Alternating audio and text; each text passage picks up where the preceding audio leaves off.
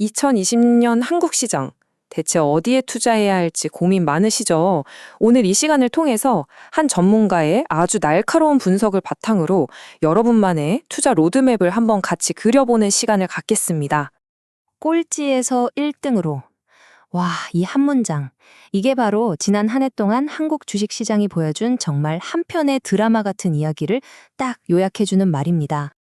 네, 맞습니다.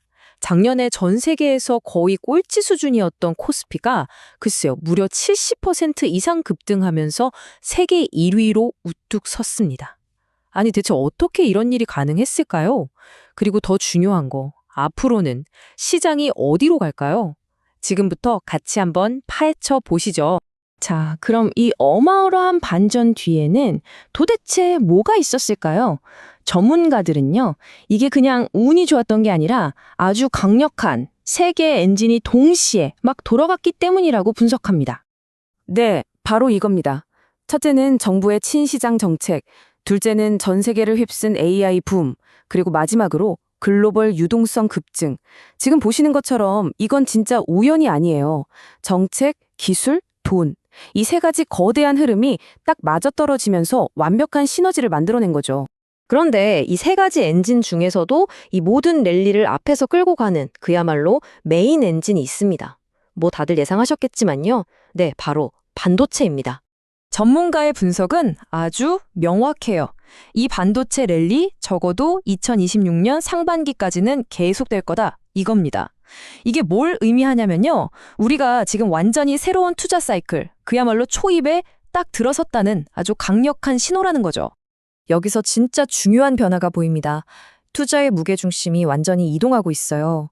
예전에는 만들어진 칩을 포장하고 테스트하는 이른바 후공정에 돈이 몰렸다면 이제는 아예 그 칩 자체를 웨이퍼 위에 만드는 근본적인 과정, 전공정으로 어마어마한 자금이 쏠리고 있다는 겁니다. 여기가 바로 새로운 기회가 열리는 곳이라는 거죠. 이게 무슨 뜻이겠어요? 결국 차세대 디램으로 넘어가려면 새로운 장비가 필요하고 또 공장 자체를 업그레이드해야 하잖아요.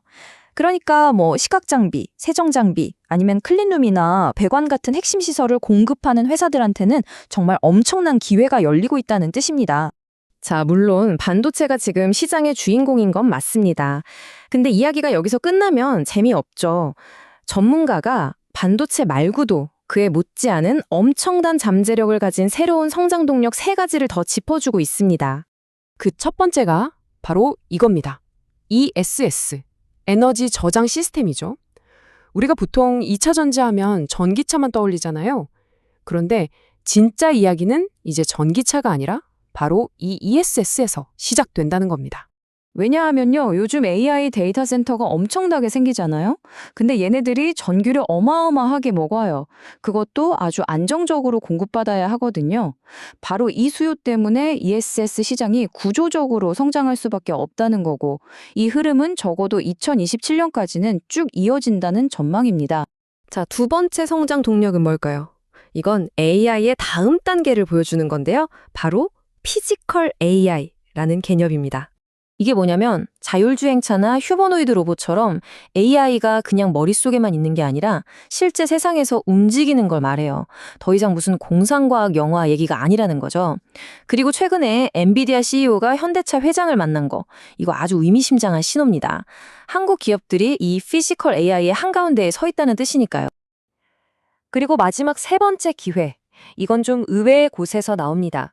화려한 성장주가 아니고요. 그동안 시장에서 외면받았던 소위 말하는 노잼 주식 있잖아요. 바로 이 가치주들이 다시 부활할 거라는 겁니다. 왜냐면 정부 정책이 바뀌고 있거든요. 배당을 많이 주는, 그러니까 주주들한테 잘 돌려주는 안정적인 회사들한테 세금 혜택을 주는 식으로요. 이렇게 되면 성장주에만 쏠렸던 관심이 이런 알짜 기업들로 옮겨오면서 그동안 숨겨져 있던 가치가 드러날 수 있다는 거죠. 노잼이 꿀잼이 되는 순간이 오는 겁니다. 자, 지금까지는 장밋빛 전망을 좀 봤는데요. 좋은 로드맵이라면 어디에 위험이 있는지도 당연히 표시해야겠죠? 마냥 좋다고만 할 수는 없으니까요. 우리가 꼭 알아야 할 핵심 리스크는 뭔지 한번 짚어보겠습니다. 전문가가 꼽는 리스크는 크게 세 가지인데요. 이 그래프를 보시면 와, 그냥 압도적이죠? 미국의 금리 정책이랑 예상치 못한 인플레이션, 이 두 개가 전체 위험의 90%를 차지합니다. 사실상 이 두 개만 보면 된다는 얘기죠. 그럼 이 중에서도 딱 하나만 꼽으려면 만약에 이 모든 시장의 판도를 단번에 뒤집을 수 있는 게임 체인저가 있다면 그건 과연 뭘까요? 네, 정답은 바로 인플레이션입니다. 만약 갑자기 예상치도 못하게 인플레이션이 확 튀어오른다. 그러면 미국 연준이 금리 인하를 할 수가 없게 되죠. 그럼 어떻게 되겠어요? 지금까지 시장을 밀어 올렸던 이 유동성 파티가 그냥 끝나버리는 겁니다. 그러니까 아무리 전망이 좋아도 인플레이션 데이터만큼은 정말 눈에 불을 켜고 봐야 하는 거 잊지 마세요. 자, 좋습니다. 그럼 지금까지 시장이 어떻게 돌아가는지, 어떤 엔진이 있는지, 또 새로운 기회는 어디에 있고 위험은 뭔지 큰 지도는 다 그려봤습니다. 그럼 이제 뭘 해야 할까요? 우리만의 플레이북, 즉 실행 전략은 어떻게 짜라겠까요? 전문가가 제시하는 전략은 아주 간단하고 명료합니다. 딱 세 가지예요. 첫째, 잔파도에 흔들리지 말고 이 강세장이라는 큰 물결을 보라는 겁니다. 둘째, 시장이 출렁을 때가 있잖아요. 그때가 바로 내가 확신하는 종목을 더 싸게 살 수 있는 절호의 기회라는 것. 마지막으로 이것저것 백화점처럼 사지 말고 내가 진짜 제대로 공부하고 확신이 선 10개 미만의 종목에 집중하라는 겁니다. 이 말이 핵심이에요. 결국 내 계좌의 수익률을 결정하는 건 내가 어디에 비중을 가장 많이 실었느냐 하는 거거든요. 어설픈 분산 투자보다는 확실한 곳에 집중하는 것. 여러분의 가장 큰 수익은 바로 거기서 나올 겁니다.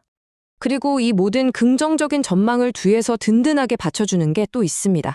바로 한국이 세계 국채지수 WGBI에 편입되면서 들어올 돈인데요. 예상되는 규모가 매달 무려 9조 원입니다. 9조 원. 이 돈이 꾸준히 들어와 준다면 우리 시장에 정말 든든한 바람막이라 되어주겠죠? 자, 이걸로 2026년 한국 시장을 향한 로드맵 분석을 마무리하겠습니다. 반도체, ESS, 피지컬 AI, 그리고 재평가 받을 가치주까지 핵심적인 흐름과 기회는 이제 명확해졌습니다. 이제 선택은 여러분의 몫입니다. 당신의 가장 큰 베팅은 어디를 향하겠습니까?